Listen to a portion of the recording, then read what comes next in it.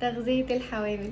الفيديو ده انا عايزه اعمله بقالي كتير قوي، بس انا كنت مقرره ان انا مش هنزل الفيديو اللي ليه علاقه بتغذيه الحوامل غير لما اكون عشت التجربه عمليه، مش بس ان انا هكتفي بخبرتي في التعامل مع الحوامل في العياده. لا، ده انا كمان عايزه وانا بتكلم معاكم في الفيديوز اكون عشت تجربه بشكل عملي، لان الفيديوز بتبقى ايموشنال اكتر، ابقى فاهماكوا اكتر، فاهمه احاسيسكوا اكتر، مش بس ان انا بتكلم معاكم من باب الداتا العلميه او الكتب بتقول لنا ايه. دلوقتي احنا الحوامل 4 انواع: يا اما احنا قاعدين في البيت مش بنشتغل، الحمد لله بناكل كويس، ما عندناش مشكله في الترجيع والدنيا معانا تمام، او ان احنا قاعدين في البيت بس مع الحمل مش قادرين ناكل اي حاجه وبنرجع كتير جدا، او ان احنا بنشتغل بس الحمد لله مفيش ترجيع، او بنشتغل وبنعمل مجهود ومفيش اي حاجه بتثبت في بطننا.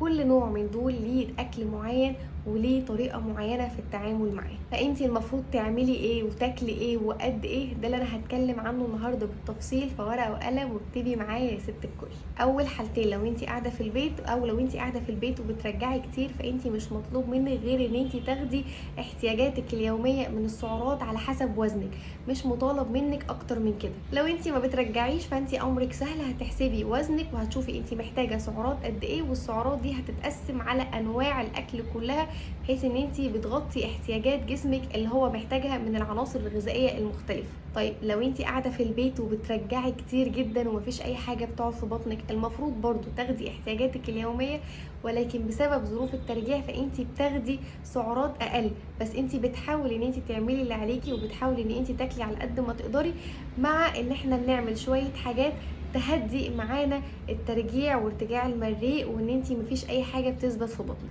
والجزئيه دي احنا بنعمل ايه بالظبط عشان نهدي الترجيع وما ناكلش حاجات تستفز المعده، دي هقولها لوحدها في فيديو منفصل. طيب لو انتي بتشتغلي فالافضل ان احنا نزود 300 سعر على احتياجاتنا اليوميه من بدايه الحمل، وبتفضلي مزوده ال 300 سعر طول فترة الحمل. يعني في أول نموذجين احنا بناخد بس احتياجاتنا اليومية من السعرات الحرارية، وبعد كده في النص التاني من الحمل وفي النص التالت نبتدي ان احنا نزود السعرات علشان تزيد الزيادة الطبيعية بتاعة الحمل. لكن لو انتي بتشتغلي فاحنا ممكن من البداية نزود 300 سعر ونفضل مزودينهم طول فترة الحمل. طيب بنحسب السعرات ازاي وبنقسم الاكل ازاي؟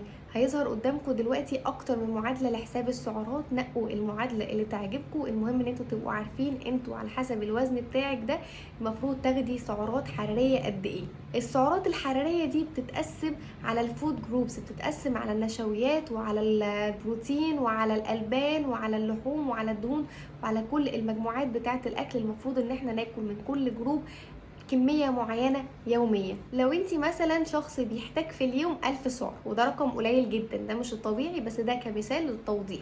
لو انا شخص بيحتاج 1000 سعر، ال1000 سعر دي هتتقسم ازاي؟ وال1000 سعر ده اقل كمية سعرات انتي المفروض ان انتي تاخديها في يومك، يعني يوم اللي انتي ما كلتيش فيه انتي خدتي 1000 سعر بس. فاللي انا هقوله كله ده الحاجات اللي انتي المفروض ان انتي يوميا تبقي كلتيها، اللي هو يوم ما تبقى الدنيا بايظه وانا مش قادره اكل، لا انا خدت ال1000 سعر ايه بتوعي. بزود في الاكل على حسب سعراتي، بس اقل حاجه كميه الاكل اللي انا بقولها دي. فال1000 سعر دول هياكلوني ازاي؟ هياكلوني يوميا ان انا بشرب كوبايتين لبن، او باخد كوبايتين زبادي، او كوبايه لبن وكوبايه زبادي على حسب مزاجي، وفيهم 3 حصص خضار: خيارايه، طماطمايه، جزرايه، اقطعهم على بعض اعملهم سلطه اكلهم كده.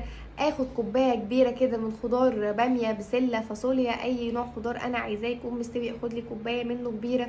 ده كده ال3 حصص خضار بتوعي. وياخد كمان اي 3 ثمرات فاكهه. ثمره الفاكهه بتكون الثمره الصغيره: مانجايه صغيره، موزايه صغيره، عنقود عنب صغير قد كف الايد.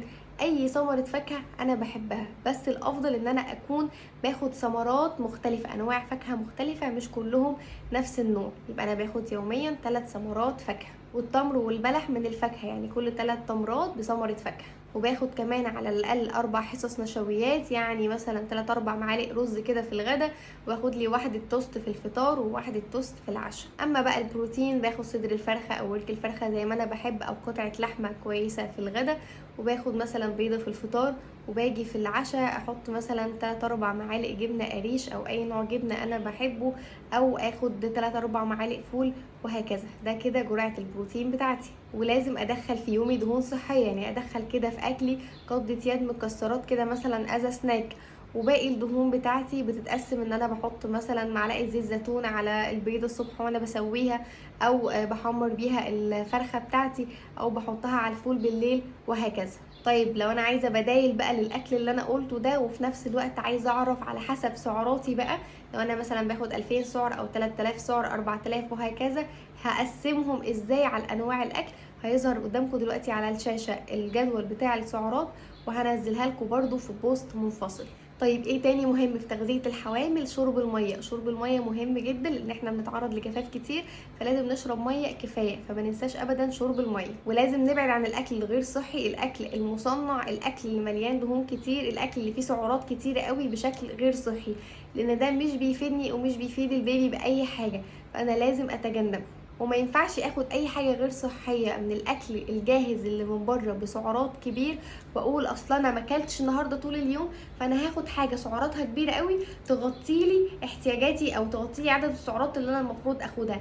جسمي مش هيستفاد منها اي حاجه خالص، فما ينفعش ان انا اعمل كده اطلاقا. لازم الاكل يكون من الاكل اللي انا قلته، من الاحتياجات اللي الجسم محتاجها بشكل يومي. واخر حاجه مهمه جدا، خليكي بتتحركي، خليكي اكتف، بلاش تقعدي في السرير من اول ما تعرفي ان انت حامل، طالما ما فيش سبب طبي يستدعي ده. القعده في السرير بتجيب اكتئاب، وصحه جسمك بتنزل، وعضلاتك كمان بتضعف. فخليكي بتتحركي ومارسي حياتك بشكل طبيعي، بس خدي بالك ان انت حامل، لكن ما تقعديش في السرير وتستسهلي طالما ما فيش ما يمنع ده. وبس كده. انا دكتور ندى عادل، ودي وايت هوب كلينيك. لو عندكم اي سؤال سيبوهولي تحت، واشوفكم الفيديو الجاي. سلام.